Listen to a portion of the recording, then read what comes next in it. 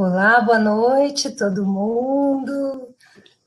Sejam bem-vindos ao primeiro talk aí do Conservatom. Meu nome é Marion, eu sou coordenadora de áreas protegidas da Fundação Grupo Boticário. Queria desejar para vocês um ótimo talk. Vamos ver aí, a gente já está com 118 participantes. Por favor, quem está participando online aí, coloca a cidade, se apresenta aí para a gente saber de onde que vocês são, enfim. Bom, gente, eu estou com alguns convidados aqui, com o Ricardo, com a Annalise e com a Karen. A gente vai abrir essa rodada, né, que essa semana a gente vai fazer do Conservatom, para deixar todo mundo aí no mesmo barco. O Conservatom é uma iniciativa da Fundação Grupo Boticário, com a Fundação Araucária, e ele tem como objetivo, como todas as ações da Fundação Grupo Boticário, proteger as espécies e os hábitats, mas dentro da Grande Reserva a gente tem um elemento a mais, que é promover o desenvolvimento dessa região. Então, já é um desafio a gente pensar em proteção das espécies dos hábitats e ainda aliar isso a desenvolvimento da região da Grande Reserva Mata Atlântica.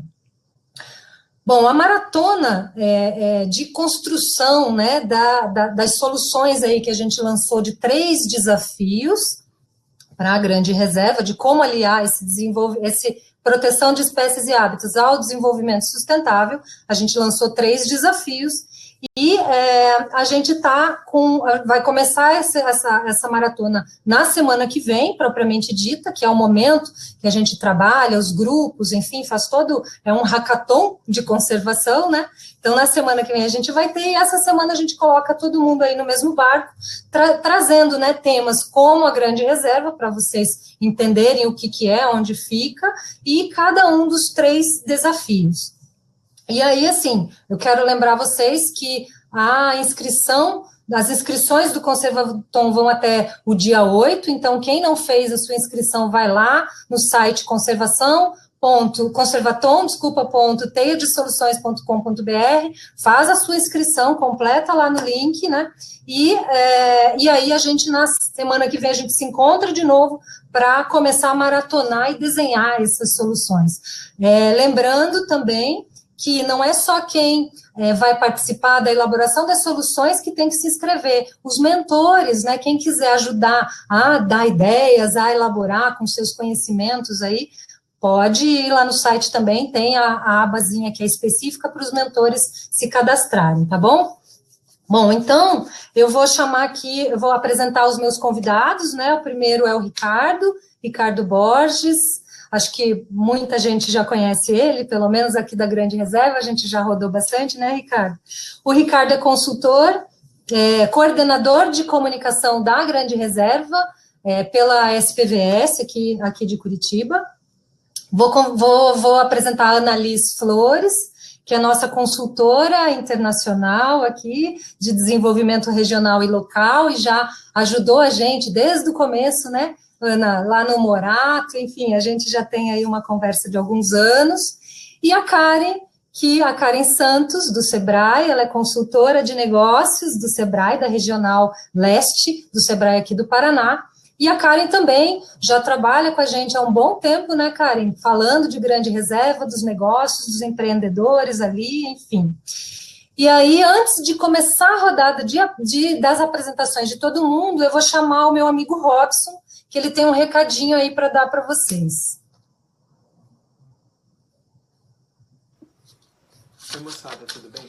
Meu nome é Robson Caprez, sou coordenador de Ciência e Conservação da Fundação Grupo Boticário. Gostaria de dar boas-vindas a todos que estão acompanhando os talks e vão participar do Conservatom da Grande Reserva da Mata Atlântica.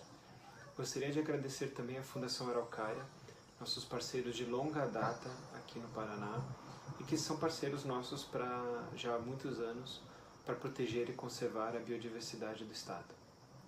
Gostaria de agradecer a todos os palestrantes e convidados nesses talks, que são importantíssimos para mostrar as características e peculiaridades de cada região e cada desafio envolvido nesse conservatório. Estamos muito felizes em ver o número de inscritos e o perfil das pessoas que estão querendo nos ajudar participando desse Conservaton, de diversas idades, diversas origens, regiões diferentes e conhecimentos que estão trazendo para buscar essas nossas soluções tão importantes para proteger esse que é o maior remanescente de Mata Atlântica do Brasil. Gostaria da ajuda de vocês, de todos os participantes, todo mundo que está acompanhando os talks, para compartilhar nas suas redes sociais o Conservaton, para chamar ainda mais pessoas para nos ajudar nessa tarefa. Vocês já sabem, o site conservaton.teiadesoluções.com.br, e aguardo vocês no Conservaton em si, 13, 14 e 15 de outubro. Grande abraço. Legal, gente, vamos lá, então. Então, vocês estão... Bom, todo mundo que está aí online está vendo que tem um chat. A gente vai tentar concentrar as perguntas aqui no chat, tá, gente? Porque depois, no final, a gente faz uma rodada e eu vou pescando essas perguntas. Se tiver alguma pergunta que linka entre uma fala e outra, eu já posso encaixar entre uma apresentação e outra, senão a gente deixa tudo para o final e a gente faz uma roda de discussão, tá bom? Então, para esse primeiro talk, não poderia ser diferente, a gente vai colocar todo mundo no mesmo barco, a gente tem que falar onde que vai acontecer esse Conservaton, né, e para que ele serve. Então, a primeira fala, eu vou pedir para o Ricardo, que ele vai falar um pouquinho sobre a Grande Reserva Mata Atlântica. Rick, a bola é sua. Obrigado, Marion. Deixa eu esperar a apresentação aparecer aqui, ou eu que tenho que lançar? Ah, não, está aqui. Então, tá bom, pessoal. Queria agradecer a Marion pela apresentação e pela oportunidade da Fundação Grupo Boticário de estar podendo fazer essa fala aqui, e agradecer também aos colegas que estão aqui comigo. É um prazer estar com vocês dividindo a mesa hoje. E minha ação hoje vai ser compartilhar um pouco com vocês o que é a Grande Reserva Mata Atlântica, né? Vocês já viram um pouquinho, quem estava bem no comecinho pegou um pouco do vídeo que bem no começo, que fala resumidamente disso. Eu vou entrar um pouco mais a fundo no que é esse território, o que é essa iniciativa, né, que foi lançada em meados de 2018, mas que já vem de um pouco antes disso. A Annalise faz parte, inclusive, que está aqui conosco, né, dessa construção mais antiga. Então, não dá para falar de Grande Reserva Mata Atlântica sem a gente contextualizar primeiro, né, o que é esse bioma, né, o que é a Mata Atlântica. A Mata Atlântica, ela tem uma importância muito grande para o Brasil, porque o próprio processo de colonização do nosso país se deu nesse bioma, e todo esse processo e esses anos de ocupação fizeram com que, hoje em dia, ainda 70% da população brasileira viva dentro desse território e 72% concentrado por aqui. E todos esses anos de ocupação, muitas vezes desenfreado, fez com que o que resta de Mata Atlântica hoje, no nosso país, e também que vai uma porçãozinha ali para a Argentina e Paraguai, ficasse em bom estado de conservação cerca de 7%, né? Considera-se 12,4% segundo a SOS Mata Atlântica, mas o que nós temos em bom estado de conservação mesmo, que garante a exuberância total da Mata Atlântica, são só 7%. E esse é um bioma de importância internacional, porque tem uma diversidade de espécies que é única da Mata Atlântica. Toda a distribuição dela do Rio Grande do Sul ao Rio Grande do Norte, e a entrada dela no continente, faz com que a gente tenha uma diversidade muito grande de espécies da flora, da fauna, e grande parte dessas espécies endêmicas, ou seja, elas só ocorrem aqui e em lugar outro no mundo. Ao mesmo tempo, essa região possui uma riqueza cultural e histórica incrível para o nosso país, né? E são valores que devem ser protegidos, preservados e valorizados, né? Então, dentro de todo esse contexto, surge, se mantém presente, né, com 2,2 milhões de hectares, a Grande Reserva Mata Atlântica, que é esse território que, por conta dessa extensão de 2,2 milhões de hectares de floresta contínua, é o maior remanescente de Mata Atlântica de todo o mundo. E é um lugar bastante rico, que mantém suas características de biodiversidade e suas características culturais também de comunidades que vivem por aqui. Ela é composta por 50 municípios distribuídos em 3 estados, ali, se vocês conseguem ver bem o mapa, né? Santa Catarina, Paraná e São Paulo, e são mais de 100 unidades de conservação nesse território, entre unidades de conservação de uso indireto, de uso sustentável, de proteção integral, das mais diversas modalidades, né? Então, explicando um pouquinho para vocês a distribuição geográfica, ela vai ali de Santa Catarina, da Bahia, Babitonga, São Francisco do Sul, Serra da Dona Francisca, e entra no Paraná, ali pelo litoral sul, passando por todo o litoral do Paraná e uma porção a oeste da Serra do Mar, né, que é o setor Alto Montana e Araucárias, que pega um pouco desse ecossistema bastante ameaçado também, e entra em São Paulo pelo Vale do Ribeira e pelo Lagamar, completando todo esse território. E a Grande Reserva ela é dividida em 5 setores. O mais ao sul é o setor Serra do Mar Sul, que pega a porção de Santa Catarina e os municípios do litoral sul do Paraná, o setor Serra do Mar Lagamar, os 5 municípios do litoral norte do Paraná, o setor Alto Montana e Araucárias, que já foi citado, o setor Alto Ribeira, que pega desde o limite com o estado do Paraná, o mosaico do Paranapiacaba, até ali o Parque Estadual do Jurupará, e uma porção ali do Parque Estadual da Serra do Mar, e também sua porção no litoral de São Paulo, né, pelo Lagamar, que é o setor Lagamar Norte. Geograficamente, essa é a Grande Reserva, é o maior contínuo de Mata Atlântica em todo o mundo, e é uma área riquíssima com muitas oportunidades. E esse conceito da Grande Reserva Mata Atlântica ele surgiu com base, né, nesse diagrama que vocês estão vendo e nessa ideia, nesse conceito de produção de natureza. E o que é a produção de natureza? Ela é um modelo econômico como qualquer um, e ele é um modelo econômico ideal para trazer desenvolvimento para esse território da Grande Reserva.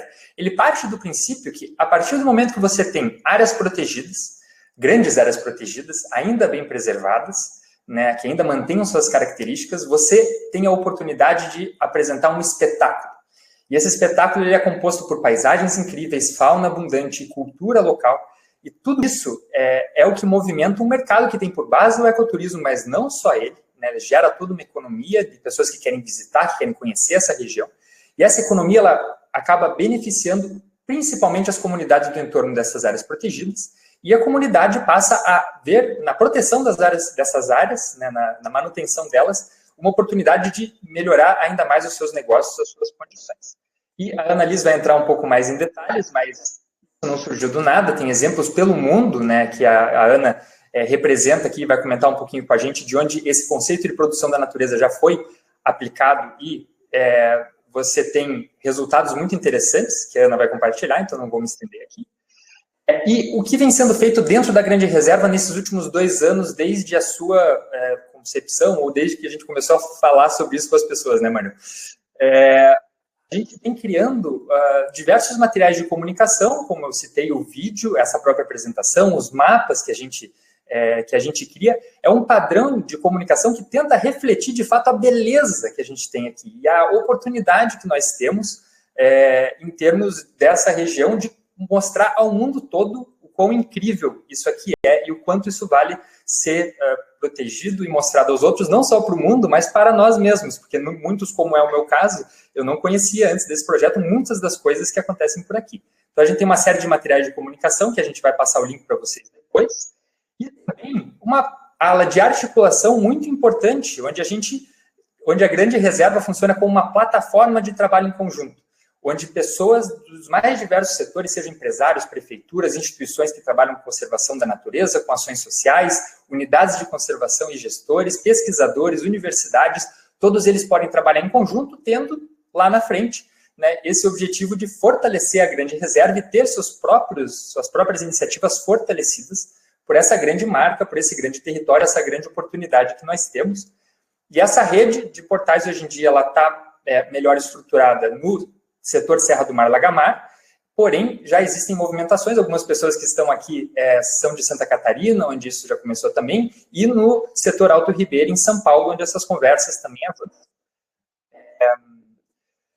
Todo esse contexto de articulação e pessoas trabalhando em conjunto surgiu de forma espontânea também uma carta de princípios, onde as pessoas que querem fazer parte da Grande Reserva assinam esse documento, assinam entre aspas, mas estão de acordo com ele, que é uma carta que traz que a conservação da biodiversidade, da cultura local, a valorização de todos esses conceitos desse território é algo que interessa ao meu negócio, à minha instituição, ao meu projeto, né, e eu acredito que isso é valioso, isso deve ser, isso, querendo ou não, é um pouco de um divisor de águas, né, entre as pessoas que acreditam nesse sonho e as pessoas que não têm tanto interesse nisso também.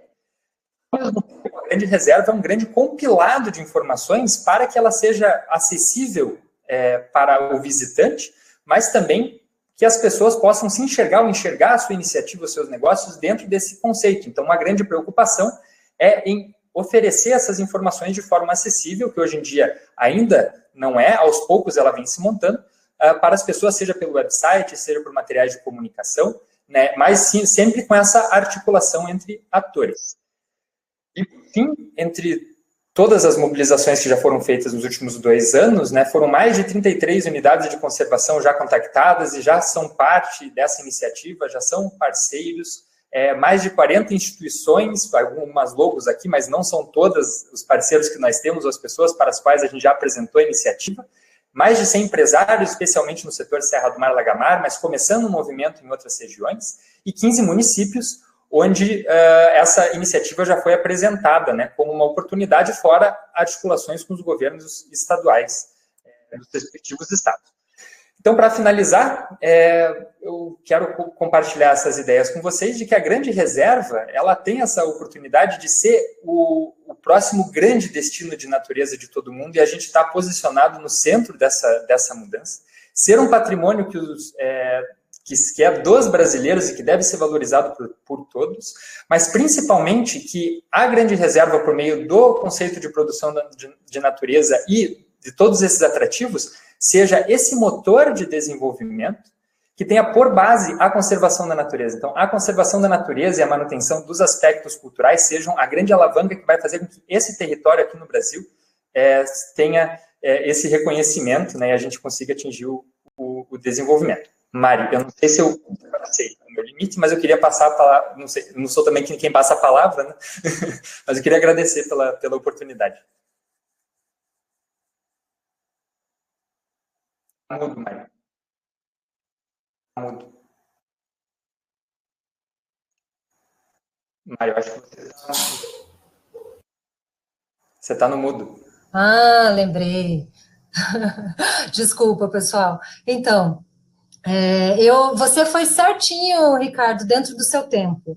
E eu queria reforçar 3 coisas aqui que você falou, que eu acho que é bem legal para quem está assistindo e vai participar, né, da maratona na semana que vem. É muito importante que tenha isso reforçado, né? A primeira coisa, que é a questão vocacional dessa região, né? Então, quando a gente fala de grande reserva, a Karen está fazendo assim, então ela conhece muito profundamente essa região. Então, assim, a questão vocacional dessa região já é, né, essa questão de você proteger a natureza e ter ali produtos que você pode oferecer ao turismo, né? Então, isso é algo super importante, né, da gente considerar no momento de trabalhar as soluções, né?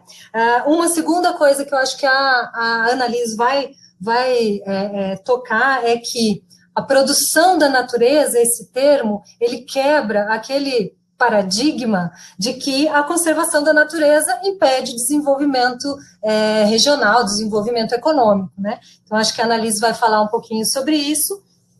E a última coisa que eu anotei aqui, que eu acho que é bem legal também, que quando você tem um negócio, que você está lá dentro da grande reserva e você está lá com o seu produto, com o seu serviço, oferecendo às pessoas, se você incorpora esse discurso, né, dentro do seu negócio, você ganha valor, você dá mais valor ao seu negócio. Então, esses são os 3 pontos que eu queria aqui reforçar para quem está participando aí do Conservatom ter em mente no momento de desenhar as soluções.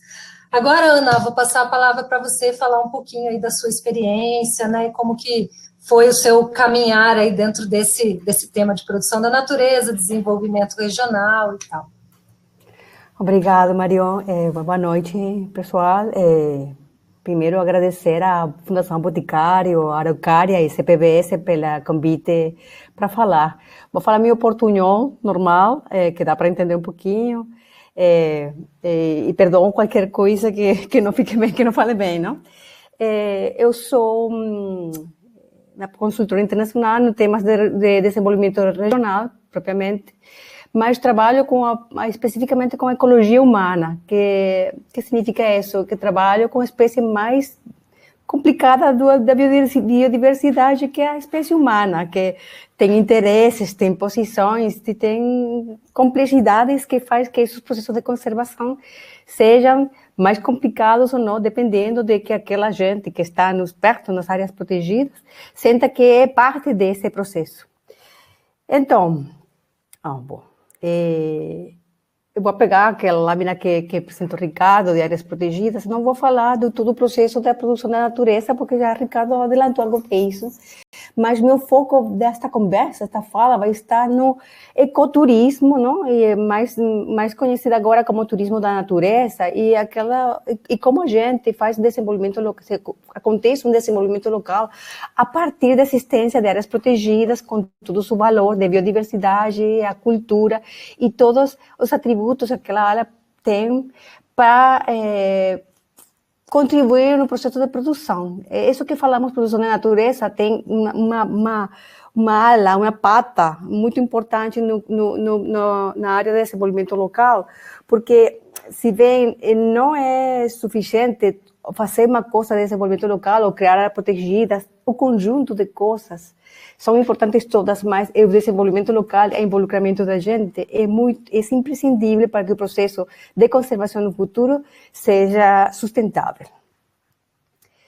Então, como se faz isso em termos gerais? Eu só tenho 10 minutos, ou seja, que não vou fazer malabares, vou tentar fazer uma coisa que seja concreta, mas sempre falo da governabilidade a partir de análises efetivas, que tem que ver como o conjunto de atores, no caso da Mata Atlântica, Ricardo já mencionou toda aquela gente que está agora mesmo participando, né? E que participa de maneira voluntária, inclui governos, empresas privadas, comunidades, fundações, ONGs, sociedade civil, qualquer que tenha algum interesse na Mata Atlântica, um interesse positivo de desenvolvimento a longo prazo, é importante. E cada pessoa que participa naquela parceira, como parceiro, sente que sozinho não pode fazer tudo, mas que pode alcançar mais, ficando todos juntos fazendo atividades, não? E todos aqueles objetivos são acordados em conjunto, em conjunção, tem responsabilidades, obrigações, tarefas acordadas em comum e tem mecanismos de monitoramento, relato e resolução de diferenças. Então, para que qualquer processo de desenvolvimento seja dado nessas condições, tem que ter estas qualidades para que seja eficaz no longo prazo. Eu vou falar agora de um caso particular que trabalhei pessoalmente, que é o caso da Parque Patagônia Argentina. É importante dizer que estes processos são processos de muito longo prazo. Não é que não há soluções mágicas, só há intenções e oportunidades que vão se emergendo a partir de coisas como esse conservatão. Não conheci o conservatão, gosto muito da palavra e da oportunidade de ter um montão de gente pensando e contribuindo em como se faz isso. No caso do Parque Patagônia, é um lugar na Patagônia Argentina, no sul, que forma parte de um circuito que é binacional com Chile, onde foi criado já um parque nacional, acho que é mais grande de Chile, um montão de hectares que foram doadas o ano passado. E na parte da Argentina tem que ver com o processo de desenvolvimento daquela área ao redor da Parque Nacional Patagônia que já existe.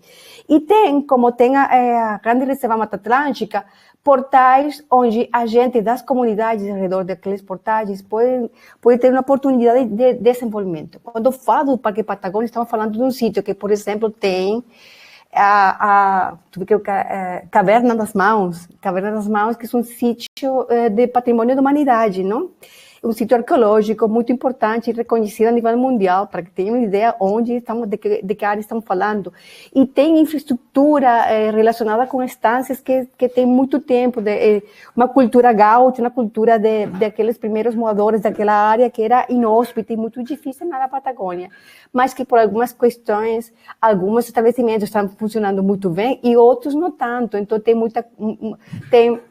um conjunto de atores aí que são importantes em termos de que tem infraestrutura que pode ser utilizada por a gente para procurar o desenvolvimento daquele portal. No caso específico deste portal, que é a Estância La Ascensión, fizemos um processo de convocatória, um conservatório, mini conservatório, assim, minimíssimo, com a gente das comunidades de Los Antigos e Perito Moreno. Não?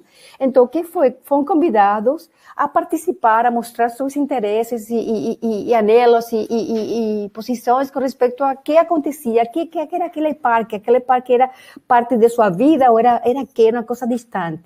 A possibilidade de apresentar uma área perto da comunidade, que fosse como um portal onde eles poderam ir e usar como espaço de desenvolvimento para empreendimentos econômicos, foi uma novidade para eles. Mas aquela gente, essas operações daquela gente particular, era ser parte do processo de desenvolvimento daquela área ligada ao Parque Nacional Patagônia, não? Que era como uma coisa lejo, muito longe delas. Não? Então, elas fomos para o sítio, para aqueles galpões que você vê aí, que são galpões estou buscando aqui, galpão de tosquia, nunca usei essa palavra, não? Um galpão de tosquia, uma coisa que ninguém sabia que fazer aí, um galpão de tosquia que antes era uma coisa muito famosa, muito bem manejada, mas por questões diferentes, não foi utilizado nunca mais, e o sítio perdeu interesse. E a gente começou a pensar que podia fazer um mapinha aqui, a sonhar. Foi um processo longe de 2 ou 3, 4 oportunidades de encontro, onde a gente podia dizer que queria fazer do sítio e como que era isso. Para isso também, muito rapidamente, mostramos alguns exemplos de sítios similares que você não acreditava que isso que tinha aí pertinho de você poderia se convertir em uma coisa importante. No caso da tabacaleira, no País Basco, que terminou sendo uma fábrica, era antigamente uma fábrica de tabaco, se convertiu em um centro de cultura contemporânea. Mesmo o caso, estou pegando somente 2 exemplos de alguns exemplos que mostramos. Um tanque petroleiro, como o que você tem aqui, que se convertiu em um centro de arte. E uma coisa incrível que ocorreu na Espanha também, que foram exemplos que mostraram para a gente, como para estimular ideias e coisas que podem estar ao redor deles que eles não olhavam. Não? Então, estivemos aí no galpão de Tosquia e a gente, mais um grupo, não foi todo mundo, nem massivamente, que a gente dizia, eu quero, um grupo pequeno, não foi tanta gente, mas aquele pequeno grupo de iniciadores, de empreendedores, ajudaram, conjuntamente com o governo municipal, com a gente da Fundação Florifauna Argentina, com outros, a gente da província também, que trabalha com gente de turismo, eles participaram e, bueno, Ricardo ficou um tempo aí na Patagônia, na Iberá também, e viu como o processo acontecia. A gente se involucra, se envolve e outra coisa acontece. Entre outras coisas, estou fazendo isso muito rapidamente, agora mesmo, aquele galpão de Tosquia é um centro cultural para aquela gente da Los Antigos e Perito Moreno. É um encontro onde a gente pode ver obras teatrais, é um espaço cultural mais adaptado às possibilidades da gente, não é uma coisa galáctica, é uma coisa aterrissada. E mesmo o portal funciona como centro para que os empreendedores tenham cavalgatas, bicicletas, mostrar a cultura local, comida, e também avistamento de fauna, que é uma das mais grandes atrativos, a biodiversidade e o paisagem, um dos mais grandes atrativos daquela área. Caso similar, quero mostrar aqui, onde fica o canhadão, não sei como se diz, canyon, não lembro, da Rio Pinturas, que é uma área onde fica precisamente o sítio patrimonial da Caverna das Mãos, e que agora mesmo não tive o mesmo processo que aquela galpão de Tosquia, sino que a Fundação Florifauna colocou para a disposição da gente um espaço a casa principal da estância para colocar um hostel, um sítio onde a gente tem uma cama limpa, um banho limpo e tem comida local oferecida por um empreendedor local e tem também senderismo, sobretudo, muito trekking, muita observação e também observação de fauna, porque a Patagônia tem uma riqueza de paisagem, de biodiversidade incrível, simplesmente hermoso, não? Formoso. Ricardo já falou um pouquinho do que aconteceu em Iberá, que também é um processo onde estive envolvida mais recentemente, mas o que acontece? No caso de Iberá foi diferente, porque estamos falando de um humedal, um entorno totalmente diverso, diferente da Patagônia, que é frio, que é paisagem, que é plano, é água, e a gente local também usou. Eles têm, por exemplo, iniciativas como cozinheiros da Iberá, artesanos da Iberá, gente que fiz acordos para promover a cultura e para promover coisas como canoa botador, que são coisas que acontecem, uma forma de se desplaçar na água própria do sítio, que para a gente local era como, que importa isso para mim? Pero para a gente como eu, que sou turista, e um canoa botador, um cavalo, um gaucho com uma vara, se desplaçando por um humedal, é uma coisa extraordinária, uma extraordinária beleza. No caso da Mata Atlântica, uma equipe grande de gente, um conjunto de atores importantes, está muito um tema da promoção, muito. E isto também foi feito na Patagônia, por suposto, na Iberá, nos processos, porque é muito importante criar um destino. Tosquia, isso. Criar o destino que a gente conheça, porque tem que ser importante, primeiro para a gente local, reconhecer que meu espaço é lindo, é maravilhoso, tem uma beleza incrível, eu moro num espaço que é incrível para mostrar para o resto do mundo, mas também precisa que outras pessoas do Brasil, no caso da Mata Atlântica, possam conhecer, e de outras partes do mundo, porque Mata Atlântica é um hotspot reconhecido a nível mundial, não, por sua diversidade. Mesmo que está acontecendo este nível de criação do processo de turismo de natureza a esse nível, no caso de Portais Graciosa e Portal Vale dos Gigantes, algum processo se ha sido adelantado e tem muita coisa, muita gente já trabalhando, também o Portal Guaraqueçaba, que tem boticário aí, que tem gente em Guaraqueçaba que também está envolvida. São processos que estão se gestionando. A gente tem que ter paciência, porque não são processos que acontecem de um dia para outro, pero se procurando aquelas parcerias, e procurando aqueles acordos e avançando pouquinho a pouquinho, daqui a pouco, aunque exista, aunque ainda temos o problema de Covid, que temos, a gente vai chegar porque a pessoa necessita o contato com a natureza. É indispensável mais nesta situação que estamos vivendo agora mesmo. Então, a pergunta que fiz, Ricardo, que gostei de pegar dela e que é parte deste conservatório. Onde podemos chegar juntos? A pergunta clave desta fala. Muito obrigada por o momento e por o espaço.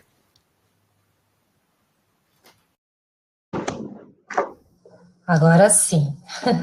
Obrigada, Ana. Muito legal, né, gente, ver em outros lugares isso se concretizando, né? O que eu achei muito bacana foi esse aproveitamento aí de, digamos assim, uma vocação que existia numa região e que não era aquilo, não estava casando muito com o ambiente, e de repente vem uma outra proposta, né, muito mais adequada à região, muito mais adequada ao ambiente natural, à cultura, à história, que está valorizando tudo isso, né, e está trazendo isso novamente, e aproveita, além de tudo, né, além de mudar o contexto, ainda aproveita o que existia, né, de fábricas, antigos galpões e tal, para trabalhar esse novo formato aí de vocação de desenvolvimento territorial.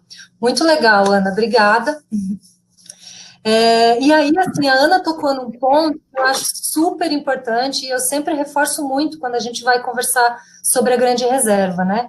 Então, assim, como a Grande Reserva ela é muito grande, o Ricardo tocou um pouquinho nesse assunto, né, que para a gente poder ter uma forma, né, de trabalhar mais harmoniosa, né, a gente precisou separar realmente em setores, e a ideia é que cada setor traga os representantes daquele ambiente, para que eles sejam autônomos para criar os seus portais, para dar as características, né, que aquela região traz. E então, assim, quando a gente vai falar de portais, automaticamente a gente pensa nas pessoas que estão morando naquela região, e quando a gente fala em aliar desenvolvimento e conservação, é óbvio que eu estou pensando em negócios que estão vinculados a conservação da natureza e que vai fazer com que aquele círculo da produção da natureza seja virtuoso, né? Então, se eu tenho pessoas que veem a natureza e conseguem aproveitar os produtos da natureza de uma forma bacana, né, de uma forma que mantenha aquela natureza conservada, eu desenvolvo aquela região que depende da natureza para poder ter esse círculo, né? Então, eu faço o link com a fala da Karen, que vai falar um pouquinho dos empreendimentos, de como que essa região conversa, né, com essa parte de negócios, né, da grande reserva como um todo. Legal. Obrigada, Marion. Boa noite a todos, Ricardo, Ana. Fico bem feliz, né, por participar e trazer essa visão do Sebrae Paraná sobre o território, né. Óbvio, como eu sou do Sebrae Paraná, tenho uma visão mais do estado do Paraná, mas acredito que não fuja muito do contexto de Santa Catarina e também de São Paulo. Só para contar um pouquinho para vocês, eu sou bacharel em turismo, né, eu me formei em turismo, estou 10 anos na Secretaria de Estado do Turismo do Paraná, então já tinha um conhecimento desse território pela atuação lá, e eu estou há 6 anos no Sebrae, sendo desses 6 anos eu atuei 4 especificamente no escritório de Paranaguá, né, então, que é o escritório que atende o litoral do estado. E ali eu pude conhecer um pouco mais a realidade dos 7 municípios, e agora eu estou no escritório de Curitiba, atuando com alguns municípios da região metropolitana também, continuo com projetos no litoral, que me deu também mais uma bagagem aí, esse olhar empresarial desse grande território. Antes de eu entrar, assim, do que eu acho de desafios e oportunidades, olhando esses municípios, eu queria falar para vocês que o Sebrae, ele atua em 7 linhas. Muita gente não sabe, né, ou tem só o foco lá no Sebrae para abertura de negócios, mas a gente tem uma atuação para os clientes, né, com a parte de formalização, de abertura de negócios, de potencialização de empresas para alcançarem um melhor mercado, mas também tem uma atuação na área de ambiente de negócios. Então, a gente atua com as prefeituras, trabalhando com políticas públicas, com políticas de desenvolvimento. A gente trabalha com educação empreendedora, fomentando nos jovens e nas crianças essa cultura empreendedora. E também trabalha formando lideranças. Por que eu fiz esse parêntese? Porque toda essa atuação a gente desenvolve nesse território, né, nos municípios que estão compreendidos na grande reserva da Mata Atlântica aqui no Paraná. Né, a gente trabalha territorialmente, então a gente trabalha com o território do litoral, o território do Vale do Ribeira, o território da região metropolitana, e nesses territórios a gente desenvolve essas 7 linhas de atuação. Em cima disso, gente, eu elenquei alguns desafios aqui, que eu vejo que são desafios desse território que a gente está conversando, mas eu elenquei os desafios para que a gente olhe, né, e vocês vão pensar em soluções aí no Conservatom, como oportunidades, né, eu acredito que a Ana, o Ricardo, que já trabalharam em outros territórios, vão ver que, nossa, isso pode acontecer em outros territórios, mas é isso mesmo, é que a gente olhe esses desafios e coloque no olhar de oportunidade. Uma das coisas que eu me deparei muito, principalmente no litoral, foi o baixo índice de empreendedorismo. Né? Nós temos municípios com poucas empresas, comparado com o número de população. Por exemplo, o Guaraqueçaba abrem poucas empresas pelo tamanho do município que tem. Né? Talvez até tenham empresas, mas a gente tem um outro gargalo, que é a informalidade. Às vezes as pessoas não têm a informação de como criar os seus negócios, como formalizar os seus negócios. Isso é muito comum, né, principalmente no litoral, em algumas regiões, por exemplo, em ilhas, em que as pessoas não têm essa informação. A gente também tem uma baixa cultura empreendedora, né? Muitos esperam ser empregados e não criar os seus negócios.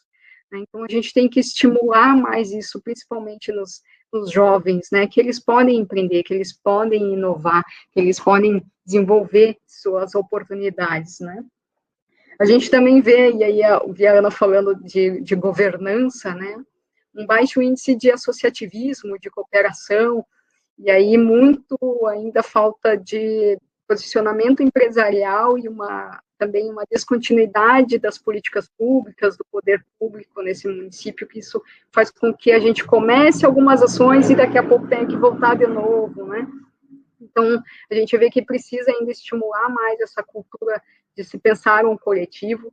Como diz a Ana, às vezes é um pequeno grupo para começar e aí criar um corpo, né? Acho que o Ricardo passou por isso também agora na formação dos portais, né? A gente tem uma dificuldade de escoamento de produção, né? E vou usar o exemplo de Guaraqueçaba novamente, tem uma produção agrícola importante, mas pela questão das estradas, do trajeto ser muito difícil, ou o trajeto de barcos ser muito demorado, a produção acaba não conseguindo ganhar os mercados que poderiam ganhar, né? A gente tem um trabalho, vou comentar um pouquinho mais de algumas ações do SEBRAE, mas o trabalho com a farinha de mandioca, que é uma indicação geográfica, um produto característico da região, e a gente tem uma dificuldade de trazer esse produto para o mercado aqui da região metropolitana, por exemplo, né? A gente tem restaurantes aqui que tem uma demanda, mas como que eu trago isso? Como que eu atendo essa demanda, né? Porque às vezes pode chover e a entrega não chegar.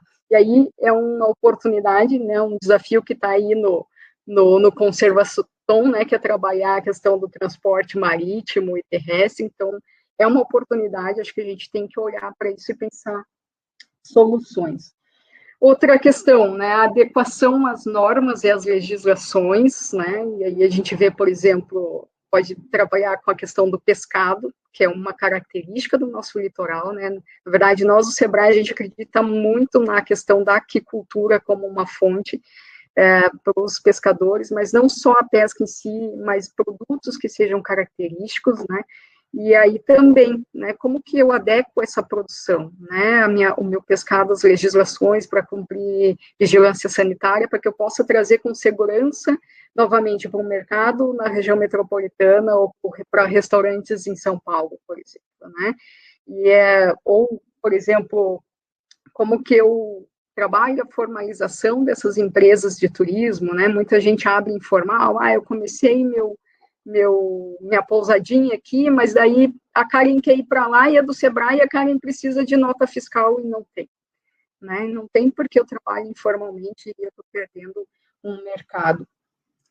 A gente tem também ainda uma outra questão, essa integração academia, né, as universidades, as instituições de ensino presentes no território, com as necessidades empresariais, né? Então, os projetos, a gente participa muito de semanas acadêmicas, avaliando os projetos, e às vezes o projeto não está linkado àquilo que o empresário precisa, ou vice-versa, né? O empresário não está levando as demandas dele para a academia para que se desenvolvam soluções lá.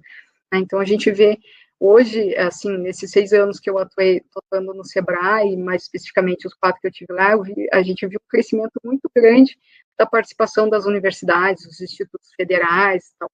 Foi um crescimento, um amadurecimento da equipe técnica também, né, de pessoas indo para lá, mais turmas se formando, mas a gente vê ainda que precisa melhorar essa integração.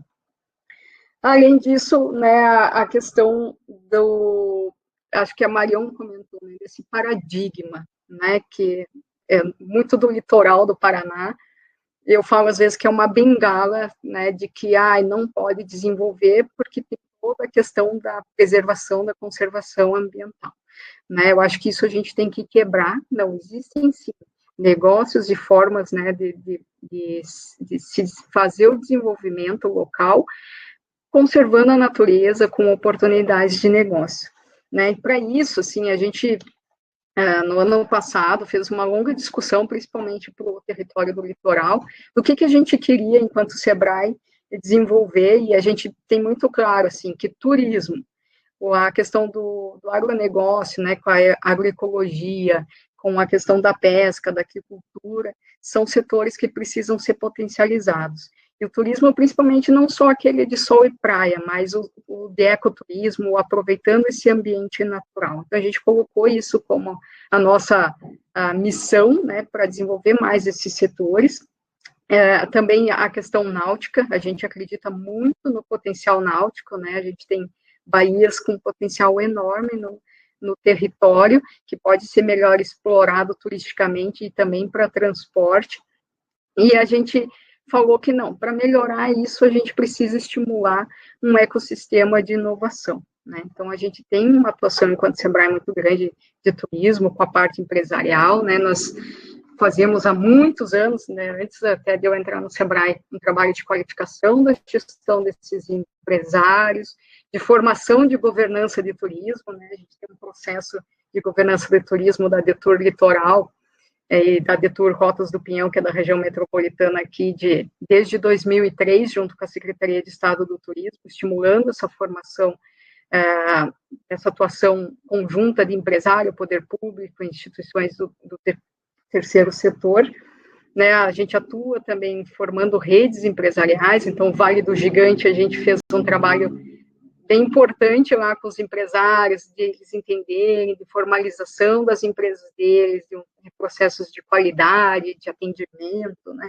A gente fez esse trabalho, e a gente achou assim, não, agora a gente precisa colocar um ambiente a mais, que é o Ecossistema Regional de Inovação do Litoral. Então, ele foi lançado esse ano, e a gente está trazendo muito forte as instituições de ensino, os empresários, para discutir essas oportunidades, esse olhar de desenvolvimento para o território do litoral do Paraná. A mesma coisa ocorre nos municípios da região metropolitana, né? Da metropolitana, se eu não me engano, são 3 ou 4, né? Pinhais, São José, que também tem uma característica muito forte para a questão do turismo e do agronegócio, né? Eles são municípios que tem uma característica mais, a principal atividade deles é a questão do comércio, mas eles também têm o turismo e o agronegócio como uma oportunidade, né? Então, eu vejo que são municípios que podem se desenvolver nisso também. Falando um pouco do agronegócio, né, já falei um pouquinho do turismo, do agro, a gente tem um trabalho super bacana no litoral, que são as indicações geográficas, né, a gente tem um processo de reconhecimento da bala de banana, né, de Antonina, da cachaça de Morretes, do barreado do litoral do Paraná, da farinha de mandioca, né, de Guaraqueçaba.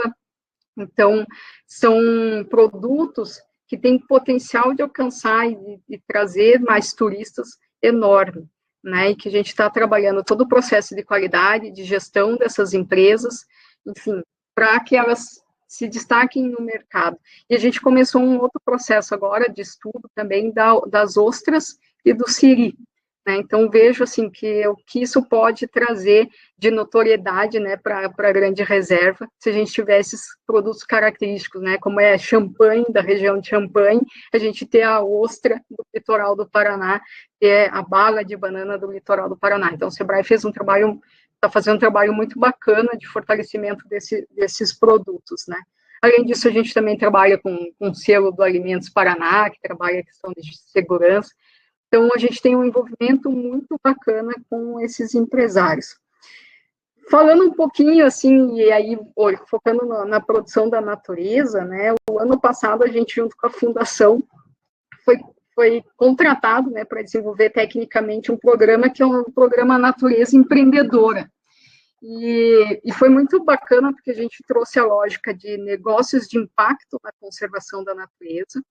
E quando a gente foi desenvolver a primeira turma, que é uma turma para ideação, né, para ter ideias de negócios de impacto na natureza, a gente estava com bastante receio de não ter participantes, né, da comunidade. A gente escolheu 4 municípios do litoral do Paraná, e a gente ficou assim, nossa, talvez não tenha, e a gente ficou super surpreso, porque a gente tinha um número de 40 participantes, a gente teve 60 pessoas com ideias de negócio na conservação da natureza, que queriam participar e que estavam pensando em soluções e negócios para o território, né? Acho que foi um movimento super importante. A gente desenvolveu essa primeira turma, né, com 5 ideias de negócio de conservação da natureza, mas a gente tinha 36 participantes que tinham as suas ideias individuais, e aí a gente começou a formar uma rede, né, de pessoas que têm já esse olhar de negócios de impacto para a conservação.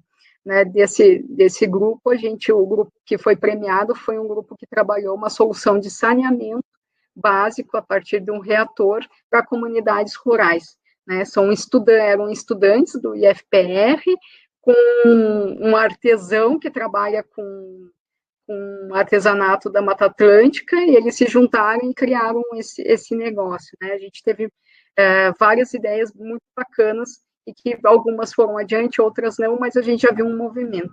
Agora a gente está no segundo ciclo desse programa do Natureza Empreendedora, que já é um ciclo para trabalhar melhor a gestão dessas empresas que já estão no mercado. Então, a gente selecionou 24 empresas, né, que já têm seu negócio, estão atuando, tanto do litoral como também de municípios da região metropolitana, tem de Piraquara, de Pinhais, de São José dos Pinhais, que estão, né, vai desde dono de pousada, dona de cerveja, artesanato, que estão olhando para qual o impacto que eles querem gerar nos seus negócios, ou já geram, e qual que eles querem otimizar, e como que eu posso melhorar a gestão desse negócio, né, porque acho que isso é uma outra questão que a gente tem, às vezes são projetos muito legais, mas não são negócios sustentáveis no mercado, né, então a gente está trazendo esse olhar, sim, tem que ser um projeto legal, tem que causar impacto, mas também tem que ter uma sustentabilidade financeira, né?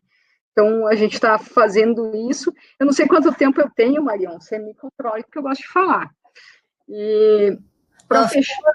Pode falar mais um pouquinho, que daí eu faço um fechamento isso. Depois.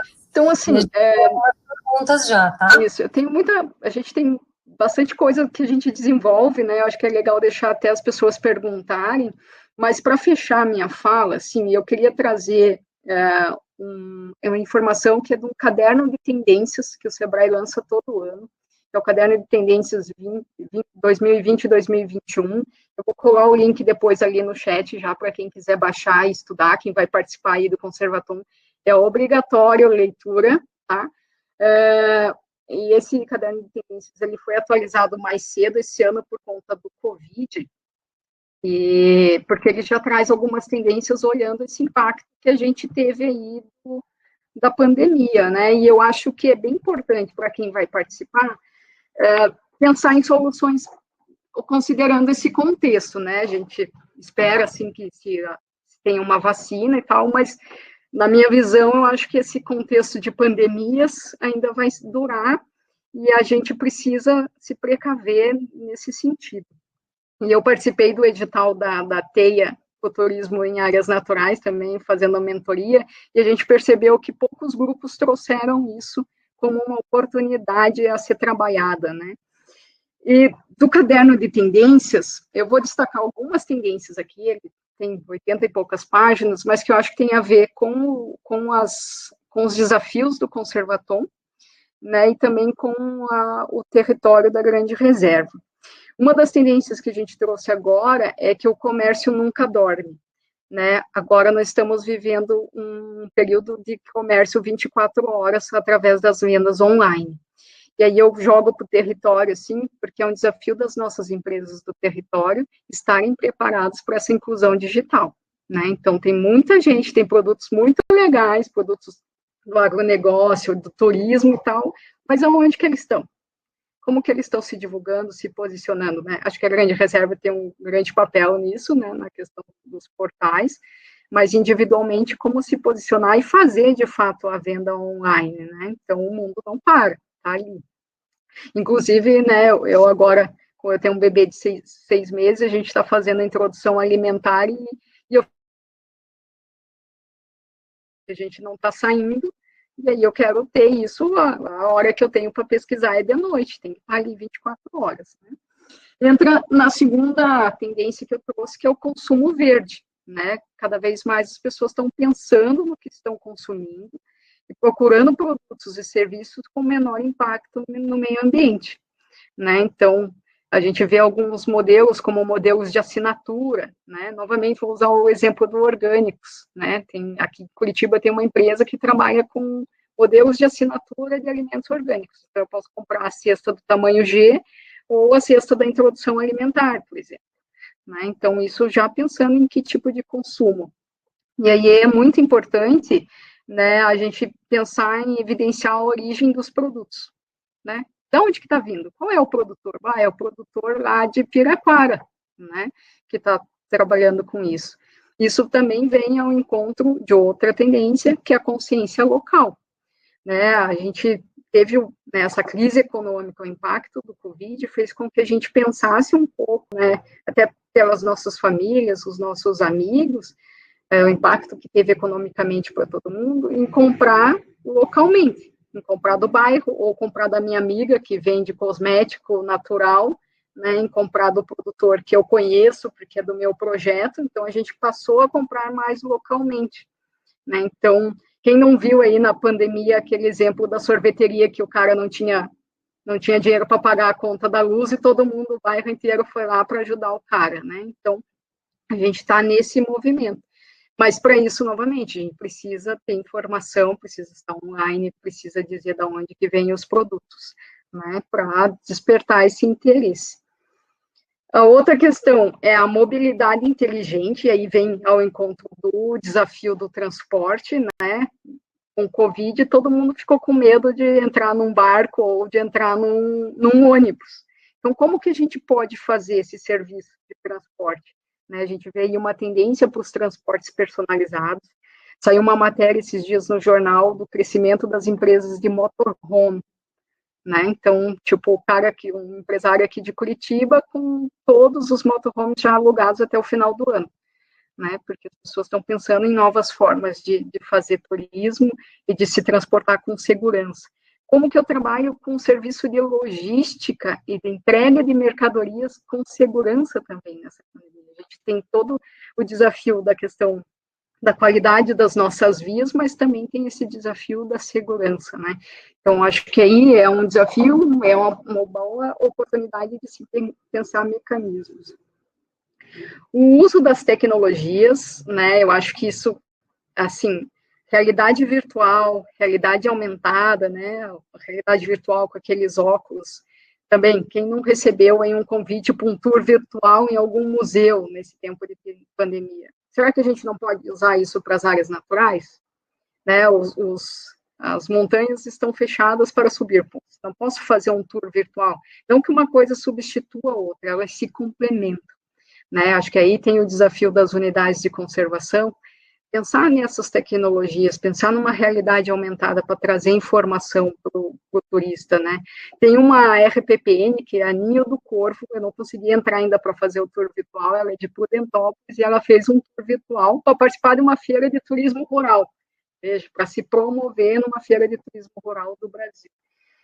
E a questão do turismo local. Né, com a questão do Covid novamente, houveram fechamentos de fronteiras, as pessoas estão pensando em fazer deslocamentos menores, eu já não penso em viajar para a Europa, eu vou pensar em viajar aqui mais perto, onde eu estou.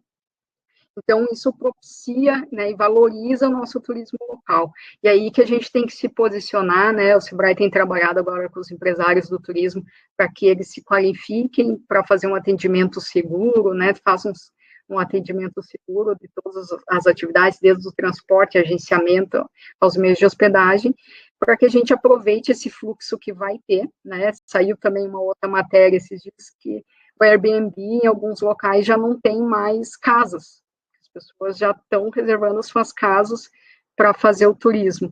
Então, né, porque não querem ir para grandes hotéis, preferem locais mais fechados. Mas aí é uma oportunidade para pequena pousada, que tem 5, 4 quartos, como que eu trabalho isso, né?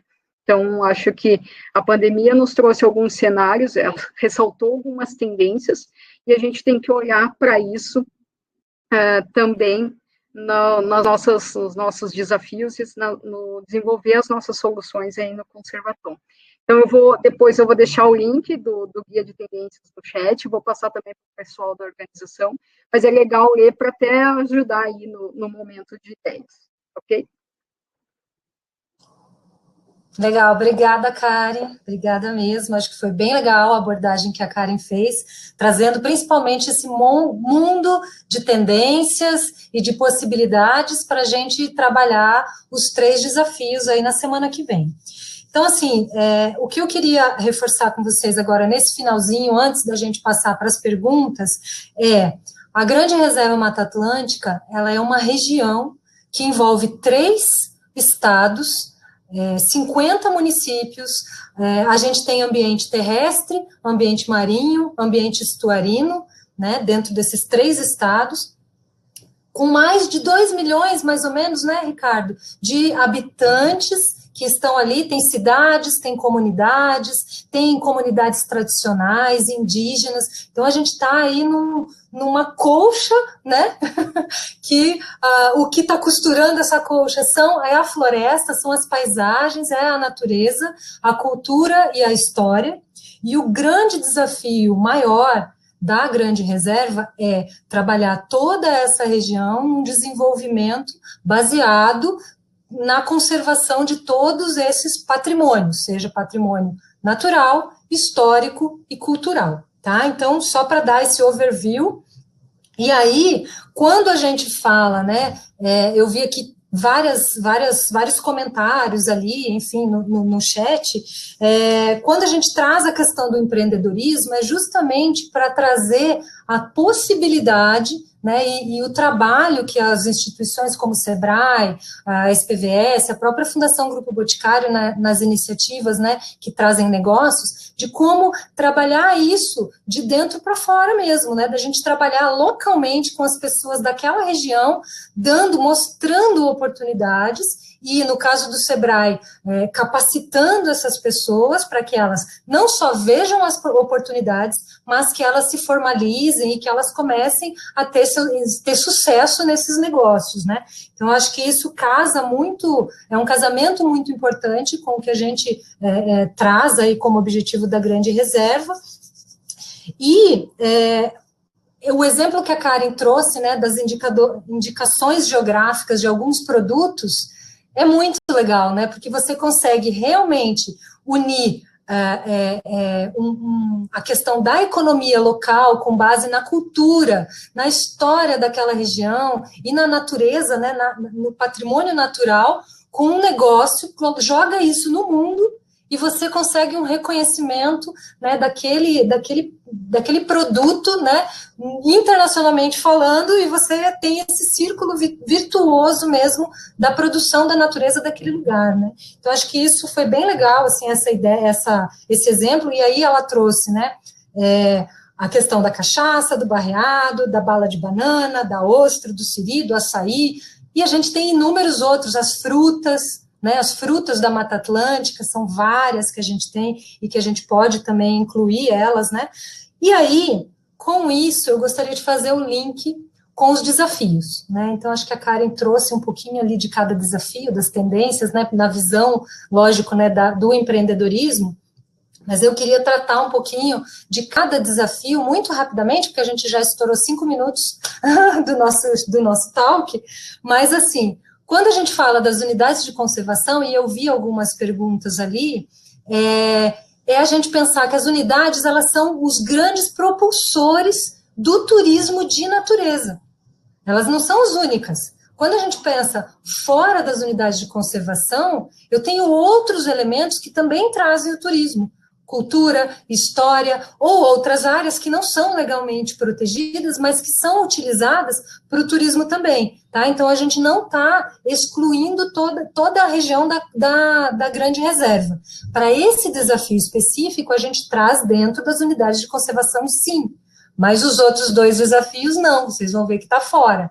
Tá? Então, quando a gente fala desse primeiro desafio, que é a implementação das unidades, é porque a gente entende que a boa parte dessas unidades, elas foram criadas com foco no turismo. Então, elas precisam ser implementadas, porque ali estão valiosos ambientes que vão propulsionar o turismo, a cachoeira, as espécies super emblemáticas da Grande Reserva, são as trilhas, enfim. Então, ali estão esses, eu diria, cristais, digamos assim, os principais produtos ali, os produtos mais nativos ali daquela região, né? Então, por isso, essa preocupação de trazer um desafio que fosse vinculado a trazer, né, a implementação dessas unidades, para que elas saiam do papel, que elas funcionem, que elas tragam o turista, enfim, que elas tenham essa capacidade, né, de se desenvolver ali. E aí o Clóvis fez uma provocação bem legal, que deem uma olhada como que em São Paulo existem as unidades de conservação de São Paulo, elas podem ser modelos para as unidades de conservação do Paraná e de Santa Catarina, né? Então, a gente tem aí essa diferença, né? As unidades de conservação de São Paulo, principalmente os parques, eles já têm uma abertura maior de infraestrutura, de negócios acontecendo lá dentro, que pode ser um input bem interessante para que quem vai trabalhar essas soluções do primeiro desafio possa ter como um exemplo, tá? Então, essa é a primeira dica. Quando eu falo do segundo desafio, eu estou justamente trazendo ambientes que estão fora das unidades de conservação, né, que são as cadeias da sociobiodiversidade. E aí eu estou trazendo a pesca, o siri, a ostra, estou trazendo a bala de banana, estou trazendo o açaí, estou trazendo um monte de elementos de cadeias que existem dentro dessa região como um todo, em São Paulo, Santa Catarina, Paraná, que podem e devem ser fomentadas, fortalecidas, porque elas, indiretamente, entregam conservação da natureza, né, porque elas estão lá numa forma de agrofloresta, orgânicos, então eu tenho vários elementos que trazem indiretamente conservação da natureza, e elas ajudam a produção da natureza, de produzir produtos de turismo, como elas também podem, como a Karen abordou,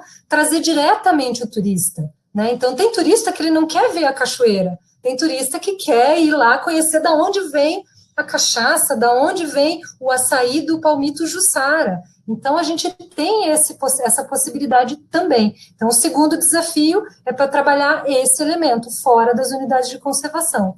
E o terceiro desafio é justamente a questão da infraestrutura. A gente sabe que essa região ela ela precisa de muita infraestrutura, e aí eu vou trazer até a resposta de uma das perguntas que eu já vi ali, como que a gente elencou os desafios, né?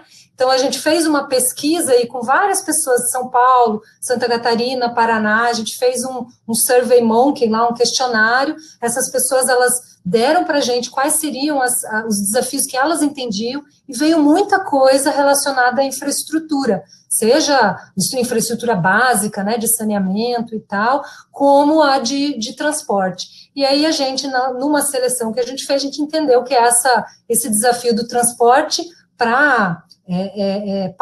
ele acaba refletindo em vários outros, né? Então, para eu ter saneamento, de repente eu preciso ter o transporte, para eu ter outros elementos ali, a cadeia da sociobiodiversidade, eu preciso do transporte. Então, a gente acabou puxando esse do transporte como um dos desafios, tá? Então, gente, eu queria só dar esse overview e eu vou agora puxar um pouquinho ali das perguntas do chat. Então, esse dos desafios eu já respondi, eu acho que eu já respondi, né? A gente fez, sim, uma pesquisa. O turismo, sim, teve alguém que perguntou assim, mas o turismo, eu tenho que trabalhar a solução sempre em cima do turismo?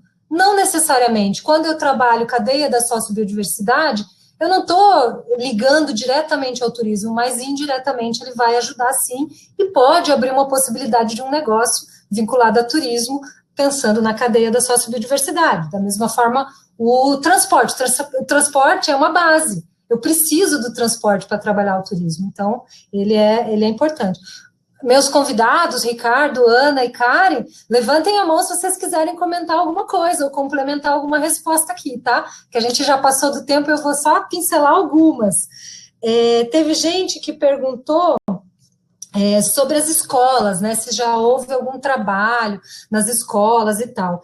Bom, a Karen também tocou nesse ponto, né, e a Ana também falou um pouquinho da importância, né, de trazer outros atores quando a gente discute desenvolvimento, né, e no caso das escolas, a ideia é sempre trazer com esse foco do empreendedorismo de impacto positivo à conservação, obviamente, né. Então, a gente tem algumas ações. E aí eu acho que é bem legal comentar com vocês que, além do Conservatom, a Fundação Grupo Boticário, a SPVS e outras instituições, o próprio SEBRAE, ele também já vem trabalhando nessa região sem estar vinculado ao Conservatom, né? Então, a gente tem todo um trabalho de articulação onde a gente busca a implementação de políticas públicas que tragam, sim, infraestrutura, que tragam a melhoria das unidades de conservação, que fazem com que, por exemplo, as escolas tragam dentro do seu currículo questões ligadas à territorialidade, né, a trazer para os jovens que estão ali naquela região, valorizem o lugar onde eles estão, queiram ficar ali e vejam oportunidades de negócios naquele lugar, né, e de uma forma que traga um impacto positivo para a conservação, né, e não ir na contramão, né, enfim. Então, a gente tem, sim, todo esse trabalho por trás,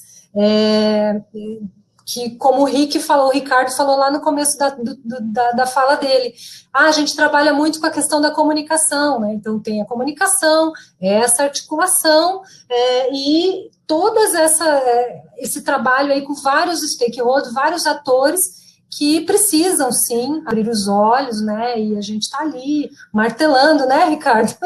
Conversando, candidatos, enfim, a gente faz um trabalho aí bem grande, né, de articulação. Então, Mari, desculpa, fala. Eu não sei se dá para pincelar umas respostas aqui também. Fique à vontade, Rick. Então, algumas pessoas levantaram também a questão de como que a grande reserva se relaciona com grandes empresas ou com grandes empreendimentos que ocorrem dentro desse território, um pouquinho do que a gente está pensando a respeito de soluções para essa região da grande reserva. Então, é importante colocar, e eu me desculpem, esqueci de falar isso durante a apresentação, que a grande reserva é um modelo de desenvolvimento, é uma opção, é uma alternativa que nós temos utilizando a produção de natureza para desenvolver esse território. E como opções que nós temos que fazer, né, não dá para escolher todas as opções. Então, obviamente, você escolhe uma coisa ou outra como um modelo para ser aplicado para o futuro. Então, por exemplo, um grande empreendimento portuário próximo a um destino turístico é uma coisa que, assim, não é coerente. Então, você tem que escolher uma coisa ou outra, uma coisa prejudica a existência da outra. Da mesma forma, né, quando a gente pensa em infraestrutura viária, por exemplo, para essa região, a gente pensa em soluções como estradas parque. Daí eu sei que o Édipo está aqui ouvindo a gente, que é do Monkey Safari Tour, lá que tem um projeto maravilhoso de observação de primatas, o Muriqui, o maior primata das Américas, e o Parque Estadual de Carlos Botelho tem uma estrada parque incrível, com uns 35 quilômetros de extensão, e que ali há a conservação da natureza com o fluxo de pessoas que conecta duas áreas bastante importantes em São Paulo, né? E fazendo jus a alguns comentários que surgiram também, a Karen focou bastante, né, na região do Paraná, como alternativas, mas a gente tem exemplos como eu citei do Monkey Safari Tour, do Parque de Carlos Botelho, em Santa Catarina, né, ao destinos do Quiriri, né, a Baía Babitonga ali como e assim, todos os lugares para os quais a gente foi da Grande Reserva tem iniciativas incríveis já acontecendo, que aliam a conservação da biodiversidade com o empreendedorismo, né? Então tem muita coisa bacana. Annalise, ergueu a mão para falar? Sim, não, quedei com a preocupação de que quizás falamos muito de turismo, não? De turismo de natureza, de ecoturismo, e pego algumas palavras da Carla que é importante. Você tem um espaço de mais de 1 milhão de hectares, 50 municípios, quantidade de biodiversidade, tem muita coisa que é de agida mesmo, que pode ser aproveitada de maneira sustentável. Então, para mim, o turismo é uma coisa dentro da matriz, não disse isso porque não tem tempo, mas dentro da matriz de diversificação econômica, sim? Então, tem muitas oportunidades que não tem que ver com turismo.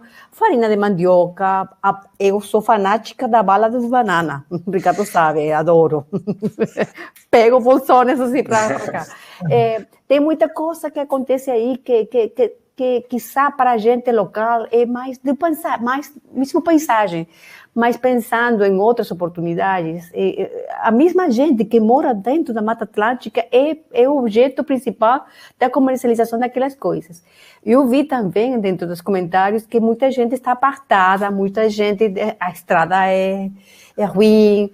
E é verdade, sim, é verdade. Isso acontece não só em Brasil, não só na Mata Atlântica. Quando eu falei de Iberá, para chegar a Iberá, você tinha que ter um 4x4 para chegar a Carlos Pellegrini, mas quando a atração é boa, a gente chega, sim? Mas o serviço é bom e que você tem que mostrar uma coisa única. Então, isso faz que se promocionem outras coisas, porque quando falamos, por exemplo, de agroecologia, não quis me meter por aí porque queria me centrar num modelo que tem que ver com áreas protegidas, mas quando você fala de agroecologia, se a gente vai a comer da cultura local, por exemplo, verdade? Um prato local.